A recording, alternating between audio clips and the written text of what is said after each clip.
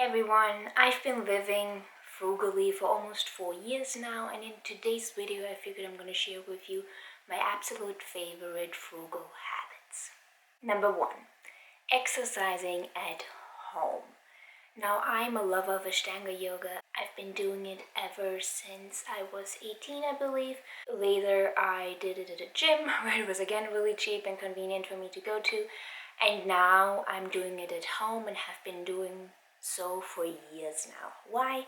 It's convenient because I can do it right when I get up. I don't need to go anywhere to do it. I really have no excuses.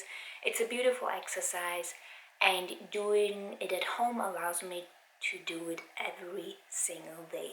Whatever exercise it is that you're doing, I would suggest to try to find a way to do it at home at least some of the time. That way, chances are you will do it more often than you would do so if you were to go someplace else. Provided, of course, that doing it at home is more convenient than doing it someplace else. Number 2, eating a healthy and cheap breakfast. Now, I've been eating oats with berries, a banana, some peanut butter and cocoa powder, and sometimes cinnamon for literally years now, and I absolutely love it. Find a nice, healthy, wholesome breakfast that you can eat. Of course, you can have lots of variations of something similar or completely different breakfasts. Just keep in mind that it's probably easier to have a certain set of breakfasts. That way you don't have to think about what you're going to eat in the morning, because that decision is already made and you can just prepare it and move on with your day. Number 3, meal prepping. I love preparing my food ahead. Now, when I'm working, that's what I usually do. When I travel, I tend to make food only for a couple days, and when I'm working, I tend to make it for a whole week. I usually only prep my lunches because I eat mostly cold in the evening, or simply throw something in a pan and get it done with. Meal prepping has lots of advantages. It can save you time, it can be easy on the wallet, and I simply perceive it as something that gives me peace of mind. I really enjoy it, and it's also great fun. There are lots of videos and whole channels dedicated to meal prepping, so if you're interested in the topic, you really just need to go onto YouTube and look it up. Habit number 4, carrying snacks around. Now, I'm vegan, and sometimes the snacks that I'm interested in aren't vegan. And so I've made it a habit to simply carry snacks around with me wherever I go. Usually it's an apple. Why? I've tried bananas, and bananas usually get really mushy in my backpack. I don't want to be bothered with putting it into some sort of separate container. With an apple, I don't have that problem. I always have an apple with me. Sometimes I also carry nuts with me because it's an easy and very filling snack, and I can eat it wherever I am.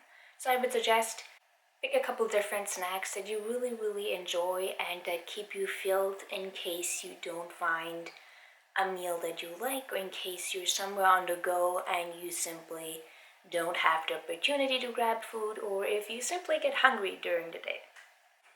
Habit number 5, taking public transportation and ride shares. Now, I've moved a couple times within London, and most of the time I actually took public transportation for moving. Lately, I've used Uber a lot to move places. I've also, I believe once, taken a cab to move places. And when I travel, I like to take buses, I like to take trains, and I love taking ride shares. If you are not familiar with ride shares, there are, I believe, a couple websites where people simply post the route that they're going to. You can then sign up, request a seat in the vehicle and rideshare of your choice, and then they may or may not accept you depending on them, of course. I've taken ride shares to various places. They're really inexpensive. They are a great form of transportation, and I highly, highly recommend them to you. And of course, I love public transportation. I usually live in cities. I've lived in London, I've lived in New York City, I've lived in Vienna, and I've lived in Berlin. And I prefer to take public transportation over anything else. It's usually fairly cheap, fairly fast, and just insanely convenient. Habit number 6. Shopping for used items over buying new. Over the years, I've made it a habit to first look for items used, and if I'm unable to find them, to buy them new.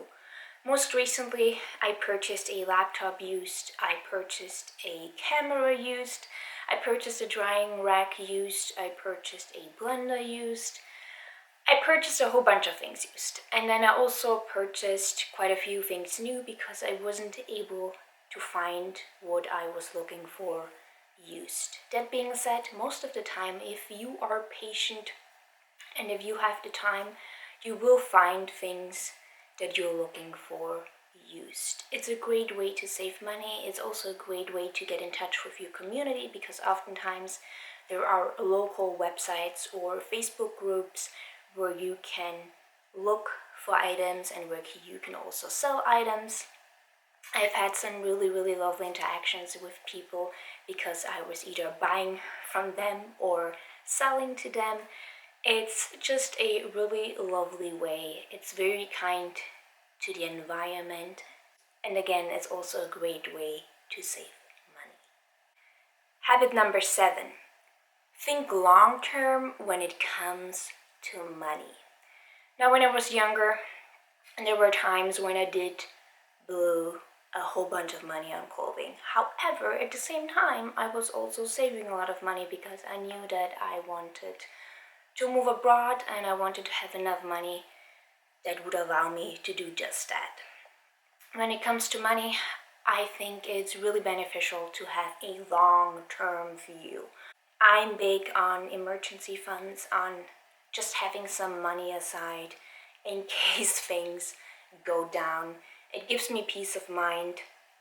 I need to worry less and I can move and live with way more ease than I would if it wasn't for my emergency fund. Plus, thinking long term when it comes to money can also save you a whole bunch of money because chances are it will prevent you from spending money on items that you really don't need and that are better off left where they are and not in your home. Habit number 8. Use community resources. What do I mean by that? Community resources are resources shared among, as the name suggests, a community, a group of people. I'm huge on using the library. I really, really love hiking in the parks. It's usually free, you just have to find a way to get there. Another great option are local meetup groups. I was a member of a vegan meetup group in New York City and really, really enjoyed having been part of this little group. Meetup, the website and the app, is great if you wanna meet people that share a similar interest or that are interested in a similar cause than you are.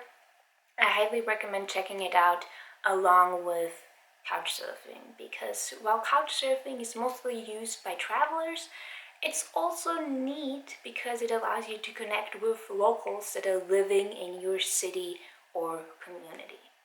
Habit number 9. Keeping track of all your expenses. Now you might think that's crazy, that's really time consuming, and let me tell you, it really isn't. I've been doing it ever since I moved to New York City in 2014. I've now lived in New York City twice. And I did so because I was a student working on my thesis. I did an unpaid internship and I wanted to keep track of every single dollar that I was spending because the amount of money that I had available was limited. And that's why I started tracking my expenses. I've been doing it ever since. I've been doing it now for almost 4 years. It's incredible. And if you use Google Sheets, for example, you can access your expense sheet wherever you are. There are even apps these days if you find that easier. And you can, of course, also use Excel to track your expenses. You also simply have a better sense of where your money is going and how much happiness those dollars spent do really give you. It's just something that I highly recommend, and maybe just try it out for a couple of weeks or months and see how it goes and what it can do for you. Habit number 10, use a hanky. If you have a cold or just happen to have a runny nose, you can go through a lot of tissues. I find it a pain to carry them around, to always make sure that I have some on me, and that's why a couple of years ago I got into the habit of using a hanky. And a couple of weeks ago, a friend of mine actually made a hanky for me. She customized it, she put a cute little flower on it, and I absolutely love it. This is it. This is my hanky. I actually just washed it the other day. I put it on the heater and within a couple hours it was dry. I find them really, really useful, especially when traveling, because all I really need on me is this tiny little piece of fabric. My nose always feels fresh, and I simply wash it whenever it needs washing. My granddad has been using one for years, and so has my grandmother. It's something that I, again, got into the habit of doing a couple years ago, and I'm really, really loving it. At first, it might be odd, and it may help to have a couple hankies. I really only have this one because I'm traveling and it would be a pain to carry more than one around.